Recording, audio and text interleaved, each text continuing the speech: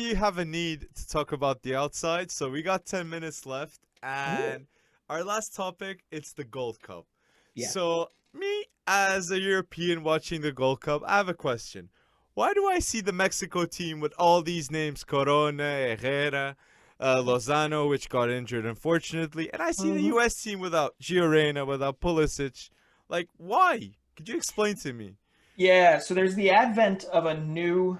You guys know this because the UEFA Nations League is now a thing. Hmm. The CONCACAF Nations League boiled down earlier this summer, or not this summer, like in May, to or June, to Mexico and the USA, and that was very much seen as the clash of A teams, right? Hmm. Um, Greg Berhalter, who was the coach of the U.S. men's national team, basically came out even before that saying any of those guys that are playing in the CONCACAF Nations League final, they are not going to partake at all in the Gold Cup. And we bungled the whole qualification thing for the Olympics, so we're not taking part in that either. So he wanted them to be in the best position because the average age is 23 of that team. They wanted them to be in the best position to hit the ground running for their club teams or get moves. As we've seen with Conrad, or we've seen, Gio Reyna taking the 7 at Borussia Dortmund. Pulisic getting healthy and refreshed for the new season with Chelsea. So, yeah, Mexico is very much, they want to win this. They want to win this. They expect to win this. And frankly, they should win this. They're the favorites. But Um, don't you think the US should go with a winning mentality to this tournament? Yeah, yeah. I mean, there's a lot. There was some talk about that, but the Gold Cup for years has been. I'm not going to say it's not quite the same reputationally. That's not a word. I just made that up. I Hmm. don't think it's one of those things you can add an ly to anything. It comes down to the fact that you're still going to be playing the Martiniques and the Guadelupes and the Yep. Leon Bailey at Jamaica. That's going to be awesome to see. But when it comes down to it, it's not going to have the same pizzazz ever of. But like, I'm gonna be devil's advocate here. Mhm. Kate Cowell and Caden Clark weren't called up to this team. Why is No. that? Yeah. Greg Berhalter, a lot of it is reps. A lot of it is, do we think Cade Cal is going to actually play? And if we're not taking this at the top of the table in terms of our priorities, it's probably better off for Cade Cal to stick around at San Jose Earthquakes and get those reps in because Daryl DK is likely going to eat up all the reps Hmm. for the U.S. men's national team. So there was a lot of juggling here. I don't think there were many missteps on the roster. But what it comes down to is you're going to have guys like Gianluca Busio, who is going to be showcased either at the 6, at the 8, or at the 10. I don't know because he's so damn versatile now. He's Hmm. on the verge of likely a Serie A move. We don't know where just yet, but there's been talk of Venice or other, newly promoted teams, or Fiorentina was another one that was thrown out there. But you're going to have them up against the Tecatitos, up against Guarnado's not there. Chucky Edson Lozano. Alvarez.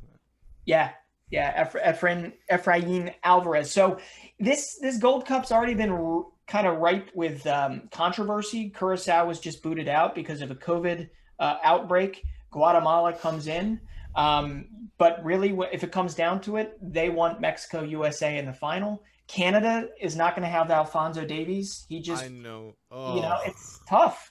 So Jonathan David's not there because they want him to get ready for the new year. So like, not everybody's bringing a full squad. That So, was a huge miss for Canada. Alfonso Davis. Like, yeah, if you don't have Alfonso Davis, you're not gonna win the tournament, Canada. It's as simple as probably that. not. Probably not. But three guys that you definitely have to watch. Well, four now after that really, really tough Chucky Lozano. Actually, it's really sickening to watch, so I don't recommend that you look it up.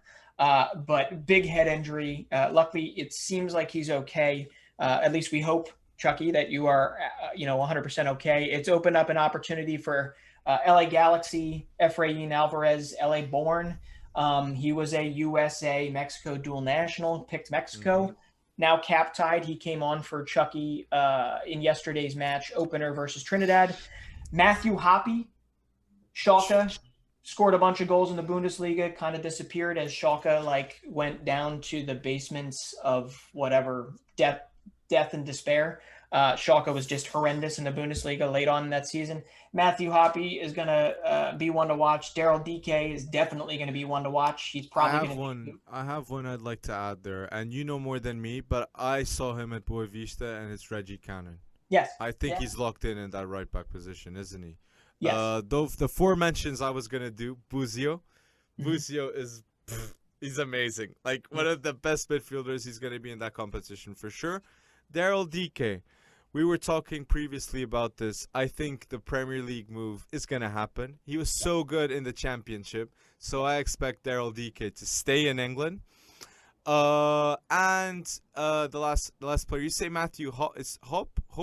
Sorry, Hoppe. Okay, Mm-hmm. Matthew Hoppe. He's amazing. I saw some highlights. Sorry, at Schalke, and I found a very interesting player. So I think it's the U.S. man national team. Who would say that they would have so much talent with a B team? Yeah, it's like. If you asked me that 2 years ago, I would have said hell no, Alex, hell no. But it's going to be fun. Who'd you rate the most out of these players? Like, and you said too. Is this official? Gio Reyna is the number 7 of Dortmund. There were some images that came out that showed him wearing Dortmund shorts with a 7. So unless Sancho gave him his shorts, I think he might be. I think he might be. But there's no confirmation on that just yet. But that's big. That's big. And I'd say if this is a full-fledged U.S. team, I think they beat Mexico. Yeah. I think Mexico is dipping by the year. Personally, that's what I notice. Because the best player is Lozano. I remember a time when Vela was being considered a world-class talent. And I'm not getting a feeling of Mexico having this world-class talent in the future.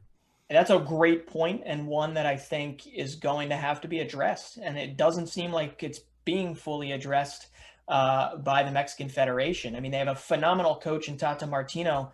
And you actually, if you think about it, some of their oldest players they're getting up there.